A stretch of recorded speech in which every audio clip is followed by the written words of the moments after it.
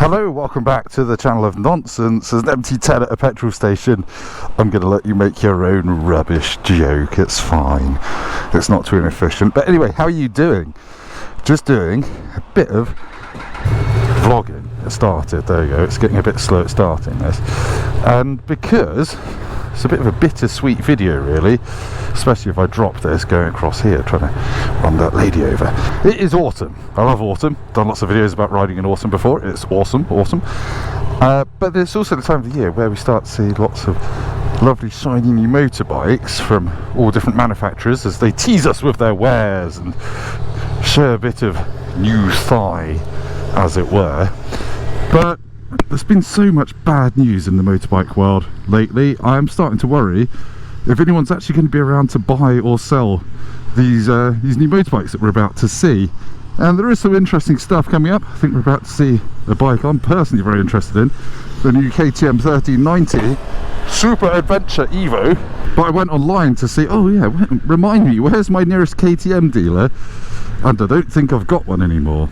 The nearest one used to be at P&H in Crawley, but I think they've given up KTM, or have had KTM taken off them. So this made me do a bit of digging about the motorbike industry at the moment, because I've started to see loads of other dealerships, big dealerships, going bust in the past couple of months, which is obviously an awful thing for people that work there, the people that want to buy motorbikes from them, the people who want to get their bikes serviced. It is just a bit of a situation.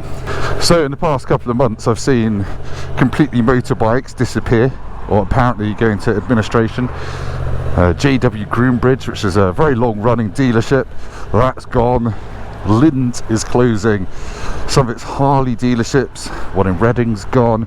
Apparently Cardiff BMW is gone. Another one in Cardiff as well is gone. Bike dealerships are having a really rough time of it. And I know this isn't really news that motorcycling could die, but I don't want to be dramatic, but I think we're starting to see what could be the beginning of the end for new motorbike sales. I don't know how people are toughing it out. The market for motorbikes last year in the UK was about 113,000. First half results this year were slightly down on last year. People are saying it's stabilising, but I don't think people are buying motorbikes, especially considering interest rates, inflation, wages not keeping up with inflation, and all the rest of it. And motorbikes, as we keep saying, or as I keep saying nearly every review, are getting more expensive. Actually they're not really, because if you put them through inflation calculators, they do tend to cost almost exactly the same as they cost in the 90s or in the noughties. But you know what? Wages haven't kept up with inflation, have they? So realistically, they are more expensive. They are more expensive things. And you know, when was the last time you saw a new motorbike that you truly wanted, that was packed with technology, that was under £15,000? So it just doesn't, for me, it doesn't really happen unless you're into some more affordable stuff like Royal Enfield, which we'll get onto in a minute. There just aren't any affordable motorbikes that tickle my pickle, really. And I'm very conscious of the fact that all I tend to do on this channel is review reasonably expensive, high-end, powerful motorbikes, because that's what I like and that's what I consider buying. But I can't afford these things new. I have to wait 2-3 years for them to drop in price on the used market, and then I'll snaffle them up. That's what I did with this MT10. It was 1.5 years old when I bought it as an express bike, so I could afford it, but I certainly couldn't have afforded 16.5 grand new. And obviously you can finance these things, but that's another kettle of badgers. I just like getting a bank loan out so I can flog the bike as and when I want it. But yes, lots of dealerships are closing, which, you know, how many staff run a motorbike dealer? Like, if it's a small one, maybe 4 or 5. If it's a big one, maybe 20. And these are people who are, you know, specialist salespeople who specialise in motorbikes, who now don't have a wide selection of other dealerships to go work for because they're all closing down. So that's a very sad story from a human point of view, but also, if you think about it, why is it so hard to make money selling motorbikes? Well, obviously the margins on them are tiny. They cost a lot of money to develop and to make, to develop the electronics, or to buy the electronics in of Bosch or whoever, and then to prep the tooling, to make all the bits and pieces. We're not happy unless it's got a massive TFT screen and cornering ABS, cornering traction control, wheelie control. If it could give you a reach around from a spider monkey, I'd probably pay for that. And that means that it's going to cost money to make and then sell, but then still they don't want to put the price up too much, so the margins on motorbikes are famously small. It's not like selling cars where you can get a good 2 or 3 grand margin in a car. I think motorbikes, generally speaking, it's a grand or less. I'm not exactly sure, I'm just kind of conjecturing here. So that's not good. Shrinking market. Also bad, we're all getting older. I'm guessing if you watch this, according to my YouTube analytics, quite a lot of you are 45 plus, which is fine. You've got the money to spend on what are effectively toys to go out and enjoy yourself in the summer, at the weekends and things like that. Younger people just, well, look at the challenges faced with getting into motorbiking now. It's trying to kind of wrestle a greased gecko that's kind of been in a lure pack factory for a couple of weeks. It is just really hard. You've got the complicated, expensive test here in the UK. Not on average costs about £1,000 to do.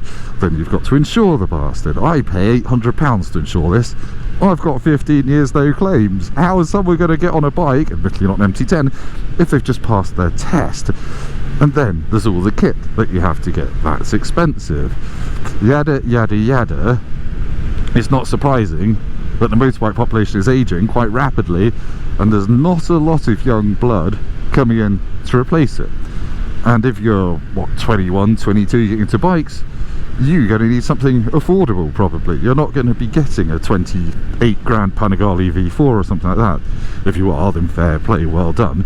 Can I come and work for your dad's building company as well?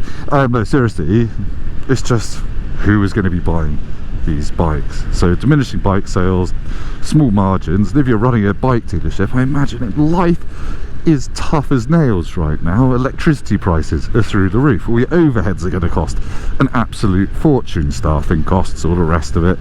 And manufacturers, or the importers should I say in the UK, because for example Ducati UK, that's an importer, they don't make bikes. Triumph UK, they actually don't make bikes because it's Triumph Global that do, even though they're in the UK. Whatever, they, as far as I can tell, well, they're trying to run a business, but what that means if you're a dealer is they're screwing you pretty hard. They are, in lots of cases, forcing you to only have one brand on sale in your dealership. I think Triumph, possibly some others. I think Ducati only really likes dealers that only sell their brand in their building. And it's like, well, of course you would want that. You don't want to have some Ducatis parked up next to some competing Suzukis in the same building. That makes business sense. But again, if you're a dealer, you got to buy another building, or I think, as most people do, just drop the brand. So I'm done. You're screwing me too hard, and then they want you to fit out your dealership, and that costs an absolute fortune to do all the corporate logos and things like that, the corporate identities. Apparently, the only half-decent brand is Royal Enfield. I think they stump up for a lot of the costs to set up the dealership themselves, and obviously their bikes are hopefully going to sell in big volumes because they're more affordable, made in India, but still everyone seems to really like them. So hopefully there's a success story in there somewhere. But Jesus, when you see all the press releases coming out in the next couple of weeks that Ducati has brought out, I don't know what they're bringing out, you know, maybe another Street Fighter with more power, it's 25 grand, or KTM 1390 Super Adventure, I don't imagine that's going to be much less than £20,000 for the one with electronic suspension. I'm going to want it, I'm going to really want it, because I used to have the 1290 and I really liked it. But how many of these are going to sell? How many of these are going to sell? And I guess if you look at the economics of bikes from a KTM point of view, you see them discounting very heavily in the winter to try and shift stock. And I think the way stock is managed, I don't exactly know, but I think lots of bike dealers are asked to basically commit, say, buying 20 Super Dukes for the year, and if they don't sell them, they've got a problem, and they've got to shift a load of overage stock that's costing them money to have, interest on the loans to buy them, and also if they oversell, then they can't get any more stock, and then they can't sell bikes. So it's just the dealers seem to lose no matter what they do, based on my very rudimentary understanding of this. Oh, it's too far up my bum, I can't go down that. So yes, it feels like motorbike's imploding a bit, motorbiking is imploding a bit. And I don't want to just whinge and be negative, but I'm usually quite a glass half full kind of person, and lately I've been struggling with this issue of what is going to happen to motorcycling, because I can't really see it getting much better anytime soon. Has your local dealership closed? Because I've kind of found my local Triumph one has gone as well, and they just kind of seem to get snipped away. It's not really an announcement, it's suddenly like, oh, they're shut. I've seen lots of people on internet forums and Facebook pages who have been surprised that they've been into a bike dealership, put a big deposit down on a new bike, and then gone back 2 days later and the doors are shut and they've got their money. Or in some cases they've dropped their bike in for a service and the dealership's gone into administration while their bike is in the workshop, and then they can't get it, and then the receivers get it, and then they have to wait to claim their bike back from the administrators. All this kind of absolute nonsense. There's very little consumer protection, as far as I can work out, in the UK at the moment for Joe Blogs. When a big company goes bust with your money and or stuff, you join a very big queue that goes to the administrators and so on and so forth. The only advice I can practically give is, if you're buying a bike from a dealer, put down the smallest deposit you can. Don't go in and say, oh, actually, do you know what, I'll give you £3 because I'm really excited about this. Because they'll say, oh yeah, it's absolutely fine, sir, yeah, our business is doing well, we're not going to go bust. And then you can guarantee it'll be sod's law next week. You go in and there's men with clipboards doing a stock check. Oh, I have missed riding this after the Rocket 3. So yes, have you been affected by this? There seems so much of it going on, and also winter is hard for bike dealers as well, because no one buys bikes in winter. They kind of just get the service department to do a load of offers to try and prop the business up and do a winter reduced servicing and all that kind of stuff, which is fair enough, but just imagine how hard it is. And I know lots of you have zero sympathy for dealers because some of them are shady AF and possibly deserve to go out of business, but it's not good, is it? It's not good. And I guess lots of you will be thinking, well, actually I'm not that affected by this, I buy second-hand bikes. That's absolutely fine. If you do your own servicing, that's fine, but I still don't think it's good for the industry if the places, these gin palaces of new motorcycling, are getting shut down left, right and centre, or being forced to close down. It just feels like we're going into a new period of real hardship for the motorbike industry, and I just didn't want everyone to be sidetracked by all the shiny coming out at EICMA and at Motorcycle Live this year. Just bear in mind that not everyone can afford this stuff. If you can, lucky, like that's good. Go and buy it so we can have it off you on the second-hand market.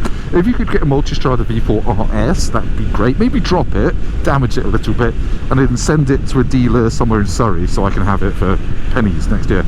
I'd appreciate that. But anyway, that's just a quick vlog, but I am genuinely interested. Have any of your local dealers closed down? Have you been affected by this? Have you put deposits down on bikes and then found out that you're not getting the bike?